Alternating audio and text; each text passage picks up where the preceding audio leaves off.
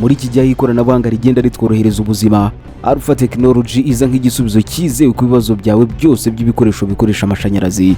Waba ukeneye gukoresha telefone yawe yagize ikibazo, gusimbuza ikirahure cyangiritse, gukoresha televiziyo, radio, keto cyangwa ipasi byangiritse, cyangwa se wenda ushaka accessoires zose za telefone zigezweho, Alpha Technology irahari kandi irabikora vuba cyane, neza kandi mu buryo bwa kinyamwuga.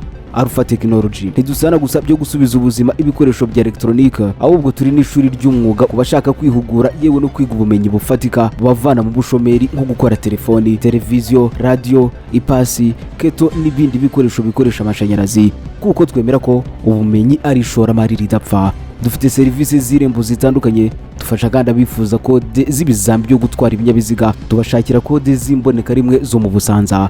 By'akarusho tunabafasha mu gufungura no gutunganya imbuga nkoranyambaga nka WhatsApp, YouTube channel, Facebook, TikTok, X, Snapchat n'izindi, byose bigakorwa kinyamwuga. Alpha Technology dukorera i Kanombe mu Busanza. Duhamagare cyangwa utwandikire kuri 0782 32 0880. Alpha Technology, aho serivisi nziza zihurira n'ubumenyi.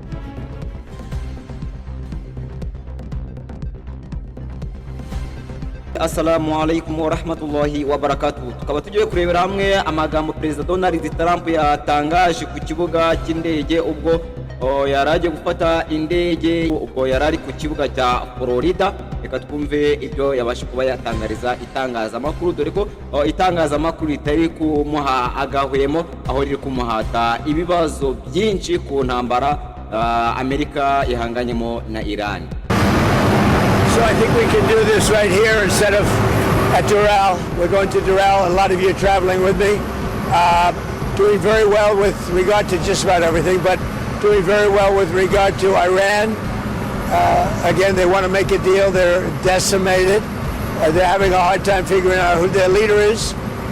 They don't know who their leader is because their leader is gone. Their former leader, Khomeini. But we'll see. Any questions real fast? The which? No, I haven't. I'm looking at it up here.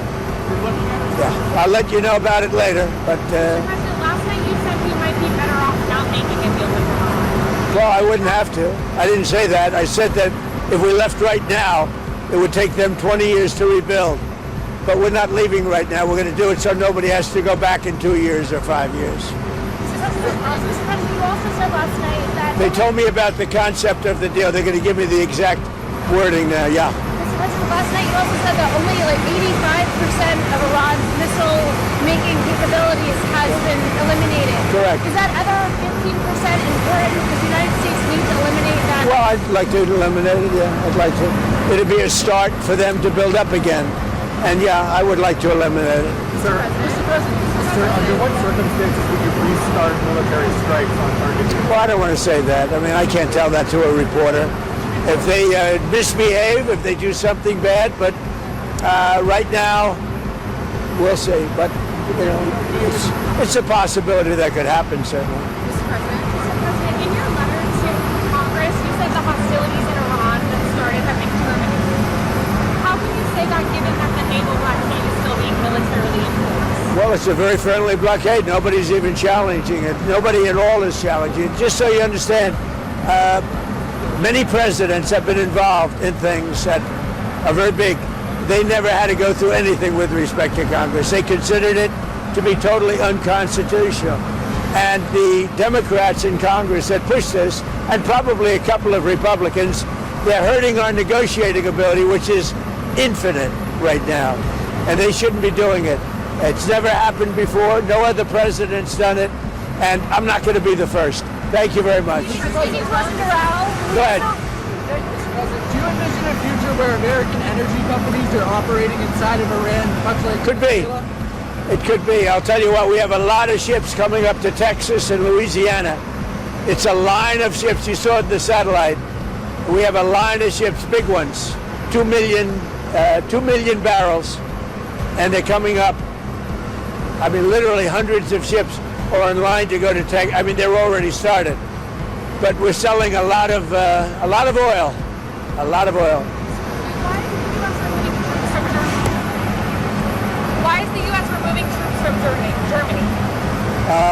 we're going to cut way down, and we're cutting a lot further than 5,000. Thank you very much.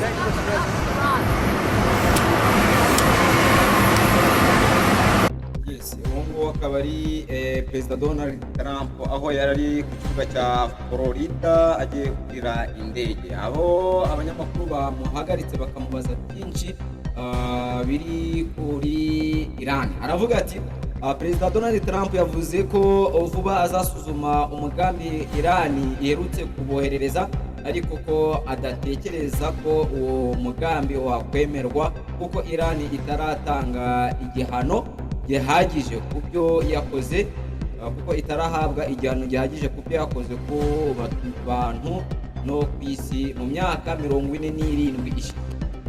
Ubutumwa yashyize kuri True Social yavuze ko azabimenyesha abanyamakuru vuba niba yemeye cyangwa yanze icyifuzo cya Iran. None mbere gato yuko ubwo butumwa busohoka kuri True Social, Donald Trump yasubije ibibazo by'abanyamakuru ku kibuga cy'indege cya Florida, aho yavuze ko azamenyesha abanyamakuru vuba niba yemeye cyangwa yanze iyo gahunda ya Iran, ibyo Iran irimo kumusaba. Ku wa gatanu Donald Trump yari yavuze ko atanyuzwe n'icyo cyifuzo Iran irimo kumusaba, k'ibyo agomba kubahiriza. Ariko ku wa gatandatu avuga ko agiye kongera gusuzuma neza ibisobanuro byacyo by'ibyo Iran iri kumusaba. Ni mu gihe ibi perezida Donald Trump yabivuze mu gihe ari kwibaza icyakorwa muri aya makimbirane amaze ibyumweru bigera muri 8 ngo mu mezi abiri. Ku wa kane abayobozi b'ingabo bamuhaye raporo ku mahitamo ajyanye na strategy of Hormuz no ku bikorwa bishobora gukorerwa muri Iran. Perezida Donald Trump yavuze ko bishoboka ko ibitero byasubukurwa igihe Iran yaba itemeye ibyo perezida Donald Trump ari kubasaba. Yagize ati, ese turashaka kubatera tukabarimbura burundu cyangwa turashaka kugerageza kugirana amasezerano? Ibyo nibyo dufiteho amahitamo meza, ariko yongeraho ko yifuza kudasubukura ibitero byabo kuri Iran. Ikifuzo cya Iran cyo kongera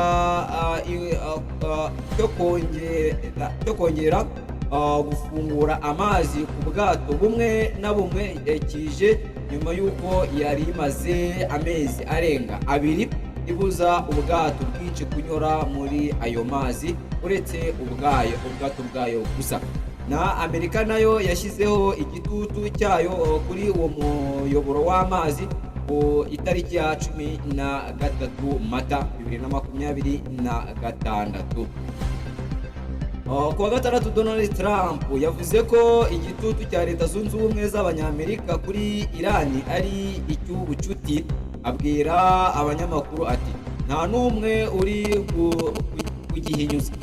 Ingabo zirwanira mu mazi za Amerika zirimo gukoresha indege zirenga 100 zirimo iz'intambara n'iz'ubutasi. Amatsinda 2 y'amato atwara indege z'intambara hamwe n'amato arenga 10 mu gushyira mu bikorwa icyo gitutu kuri Iran.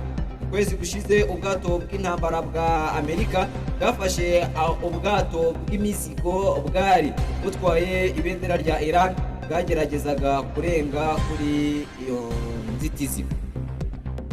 Ibi perezida Donald Trump yavuze biri mu gihe hari igitutu gikomeje kwiyongera gituruka ku bagize inteko ishinga amategeko no kwa Kongere ya Amerika basaba ko hakenerwa uburenganzira bwo gukomeza iyo ntambara muri Iran. Perezida Donald Trump we yavuze ko kubera ko hari agahenge k'agateganyo katangiye itariki ya 8 Mata atari ngombwa ko asaba uruhushya rwa Kongere ko akomeza ibikorwa bya gisirikari muri Iran. nk'uko biteganywa n'itegeko rya Amerika ryo mu 1973, perezida agomba gusaba uruhushya kongere igihe ibikorwa bya gisirikari birenze iminsi 60 bikomeje. Ibikorwa bya gisirikare bya Amerika muri Iran byageze kuri uwo mupaka mu ntangiriro z'icyumweru gishize. Kuwa kane Sena ya Amerika, United States Senate yongeye gutora ku nshuro ya gatandatu yanga icyemezo cyo gutera Iran. Cyari kigamije guhagarika ibikorwa bya gisirikari muri Iran kugeza igihe kongere izaba ibyemeye. Icyemezo cyanzwe n'amajwi 47 kuri 50. Abasenateri bose b'ishyaka ry'abademokarate uretse John Fetterman bari bashyigikiye icyo cyemezo. Ku ruhande rw'abarepublikani, Susan Collins na Randall Paul nibo bonyine batoye bemeza icyo cyemezo batandukana n'ishyaka ryabo.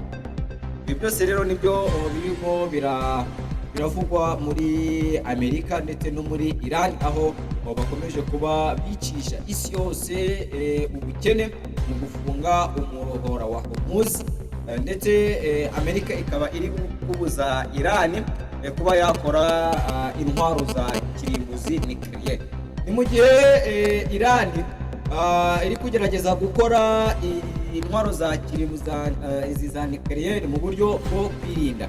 Ni mu gihe rero tutarabona Amerika yo igaba ibitero ku bindi bihugu bifite iyi nuclear nka Korea ya ruguru ndetse n'Uburusiya. Ibi byose bikaba bigaragaza ko perezida Donald Trump ari ukwibasira igihugu cya Iran. Ari nayo mpamvu NATO yo ubwayo yikuye muri iyi ntambara, kubera ko yasanze uyu perezida Donald Trump arimo arabangamira umutekano wo mu karere. Hakaba rero hakiri impaka ku mpande zombi, abashyigikiye perezida Donald Trump uko agumya kugaba ibitero kuri Iran, ndetse n'abandi bari kwamagana perezida Donald Trump bamagana ibitero byiwe kuri Iran. Ubushinwa rero nabwo bukaba buri mu ntambara, ndetse n'Uburusiya bukaba bunagaragaza ko igihe perezida Donald Trump azongera kugaba ibitero kuri Iran, ndetse nabo ubwabo bazagira ute bazamugabaho ibitero. Ibi byose rero biri kuba biri mu mpaka ziri kubera mu burasirazuba bwo hagati. Ikindi, perezida Putin nawe ubwe aragaragaza ko igihe Amerika izakomeza kugaba ibitero kuri Iran, ndetse na Israel ikagaba ibitero kuri Hezbollah, ikagaba ibitero kuri Palestina, ikagaba ibitero kuri Gaza, nawe azagumya kugaba ibitero muri Ukraine, ndetse akanafasha Iran mu gusenya Amerika. Ndagira ngo wumve General Dan Kane, iki kibazo yakibajijwe n'inteko ishinga amategeko ku munsi w'ejo. Umudepite yaravuze ati ariko nagira ngo mbaze, kubera ko amakuru turi kubona avuga ko Vladimir Putin w'Uburusiya yaba yarateye intambwe yo gusuzugura Amerika akajya muri iyi ntambara, haba hari ikibazo bifiteho. General Dan yaravuze ngo nyakubahwa senateri, ndatekereza ko haba hari ibikorwa ndetse n'indi mirimo, ariko nyemerera ibyo bintu tubivugire hano. Kuva ku nshuro ya mbere kugeza igihe